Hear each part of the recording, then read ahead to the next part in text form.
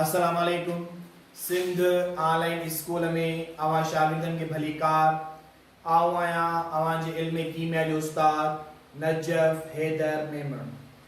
प्यारा बारो जीअं त पोयनि लेक्चर्स में असां इहो पढ़ी आयासीं त मादो तमामु नंढनि ज़रड़नि जो ठहियल आहे जिन खे असां इलेक्ट्रॉन प्रोटॉन ऐं न्यूट्रॉन सॾियूं था पिया। इलेक्ट्रॉन प्रोटॉन ऐं न्यूट्रॉन कीअं दरियाफ़्त थिया उन्हनि जी डिस्कवरी पोयनि लेक्चर्स में असां पढ़ीसीं त इलेक्ट्रॉन खे जे थॉमसन कहिड़े नमूने सां ॻोल्हियो, प्रोटॉन्स खे असां वटि गोल्डस्टिन कहिड़े नमूने सां डिस्कवर कयो ऐं न्यूट्रॉन खे जेम्स चैडविक नाले साइंटिस्ट कीअं डिस्कवर कयो। हिन वक़्त ताईं एटम जा इहे टे फंडामेंटल पार्टिकल्स डिस्कवर थी चुका असां वटि। अॼु जेको टॉपिक आहे असां वटि उहो आहे इलेक्ट्रॉन्स प्रोटॉन्स ऐं न्यूट्रॉन्स जूं ख़ासियतूं यानी प्रॉपर्टीज़ ऑफ इलेक्ट्रॉन्स प्रोटॉन्स ऐं न्यूट्रॉन्स। असां पढ़ियोसीं त एटम जा जेके इहे टे बुनियादी ज़रड़ आहिनि इलेक्ट्रॉन प्रोटॉन न्यूट्रॉन, इन्हनि खे कहिड़े क़िस्म जूं ख़ासियतूं आहिनि अॼोके लेक्चर में असां उहो पढ़ंदासीं। इलेक्ट्रॉन प्रोटॉन ऐं न्यूट्रॉन जी ख़ासियतुनि में सभिनी खां पहिरियां जेका ख़ासियत असां बयानु कंदासीं उहा बयानु कंदासीं चार्ज जे हवाले सां। यानी जेकॾहिं असां इलेक्ट्रॉन जे मथां चार्ज ॾिसूं त इलेक्ट्रॉन जे मथां काटूअ जी चार्ज हूंदी आहे यानी नेगेटिव, यानी इलेक्ट्रॉन ते काटूअ जी चार्ज हूंदी आहे नेगेटिव। प्रोटॉन्स ते असां वटि वाधूअ जी चार्ज हूंदी आहे यानी पॉजिटिव। प्रोटॉन जे मथां पॉजिटिव चार्ज हूंदी आहे जॾहिं त न्यूट्रॉन जे मथां का बि चार्ज नाहे यानी न्यूट्रॉन असां वटि न्यूट्रल आहे यानी का बि चार्ज न आहे। इन शइ खे सॾींदासीं न्यूट्रल। यानी चार्ज जे हवाले सां असां इन टिनी पार्टिकल्स खे ॾिसूं त इलेक्ट्रॉन नेगेटिव चार्ज वारो आहे, प्रोटॉन पॉजिटिव चार्ज वारो आहे, न्यूट्रॉन जे मथां कंहिं क़िस्म जी का बि चार्ज मौजूद नाहे। हाणे इन्हनि ते चार्ज जो केतिरो मिक़दार आहे असां वटि, यानी चार्ज जो मिक़दार जेकॾहिं ॾिसूं था त इलेक्ट्रॉन जे मथां जेका चार्ज आहे उन जी वैल्यू आहे 1.602 into 10 power minus 19 कोलम। कोलम असां वटि चार्ज जो यूनिट यानी एको आहे। इन चार्ज जो केतिरो मिक़दार आहे इलेक्ट्रॉन जे मथां नेगेटिव यानी काटू चार्ज जो उहो आहे 1.602 into 10 power minus 19 कोलम। प्रोटॉन जे मथां बि चार्ज जो मिक़दार इहो साॻियो ई आहे असां वटि 1.602 10 पावर माइनस 19 कोलम। पर प्रोटॉन जे मथां पॉजिटिव चार्ज आहे असां वटि ऐं इलेक्ट्रॉन जे मथां नेगेटिव चार्ज आहे असां वटि। मिक़दार ॿिन्ही जो साॻियो आहे यानी मैग्नीट्यूड ऑफ चार्ज जेको आहे इलेक्ट्रॉन ऐं प्रोटॉन जे मथां उहो सेम आहे।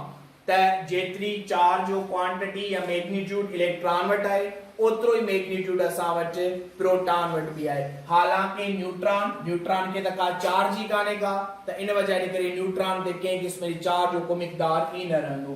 जेकॾहिं माए जे लिहाज़ खां ॾिसूं असां इलेक्ट्रॉन जो मायो जेकॾहिं खणूं किलोग्रामनि में त इलेक्ट्रॉन जो जेको मायो आहे असां वटि किलोग्राम्स में उहो केतिरो थींदो असां वटि 9.09 into 10 power minus 31 kilogram.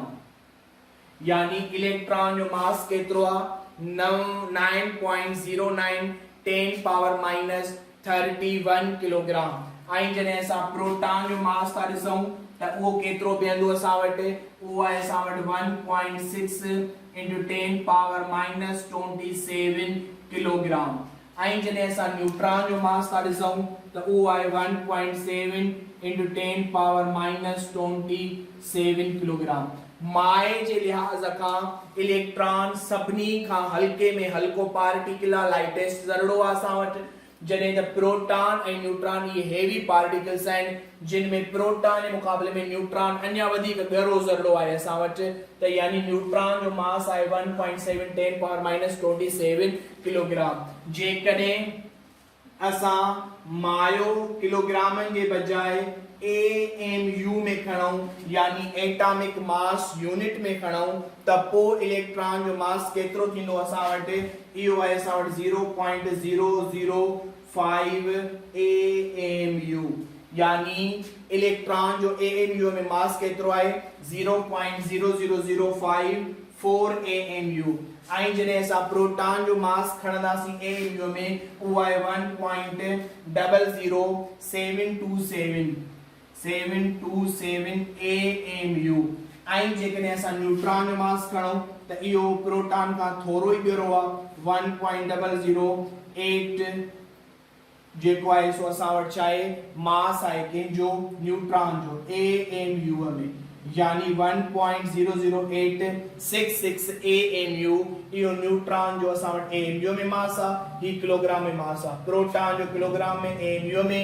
Neutron जो भी किलोग्राम ऐं AMU में मास हाणे माए जे हवाले सां इलेक्ट्रॉन जेको आहे उहो 1836 टाइम्स हल्को आहे कंहिंखां प्रोटॉन खां यानी electron is 1836 times lighter than proton 1836 दफा प्रोटॉन खां हल्को आहे जॾहिं त प्रोटॉन वरी 1836 भेरा ॻरो आहे असां वटि कंहिंखां इलेक्ट्रॉन खां यानी इहे कुछ प्रॉपर्टीज हुयूं इलेक्ट्रॉन प्रोटॉन ऐं न्यूट्रॉन्स जूं जेके आऊं हाणे साम्हूं वाज़े कयूं चार्ज हुई चार्ज जो मिक़दार हुयो मायो किलोग्रामन में मायो AMU में ऐं इलेक्ट्रॉन प्रोटॉन मुक़ाबले में केतिरो हेवियर आहे या केतिरो लाइटेस्ट कहिड़ो पार्टिकल आहे असां वटि इहे कुझु ख़ासियतूं हुयूं जिन जे मुतइलिक़ असां अव्हांखे ॼाण ॾिनीसीं